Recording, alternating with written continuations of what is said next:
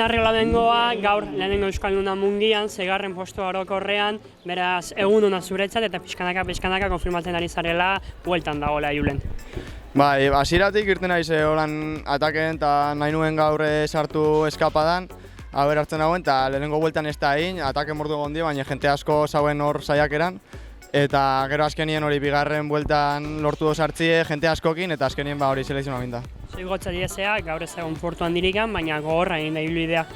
Bai, hori ez azkenien izen da igual, bukaeran puntu hori falta izan jaz, hori hasieratik egona urteetan taulan eta ja hankak minuten auken azkeneko errepetxo horretan eta moztu gare geratu dior aurretik 3, atzetik beste 3 jarraike, baina hori ez du lortu aurretik hartzi, gainera bastante nivel egonda gaur orduen eta nahiko posik postu horrekin. Demoraldiako lehenengo zatia bukatuta, orain zure zatia iritsiko da, lehenengoa saltatu duzu, uda indartzu dator, ez? Bai, espero dut ez, lana ari nahiz ondo egiten, ez dut euki suerte honena urte hasiera honetan, baina oin urrengo hastien Espainiako txapelketak espero dut ondo itxi eta hortik aurrera datozen bueltak eta ondo itxi espero dut. Zorien, Julen. Eskerrik asko.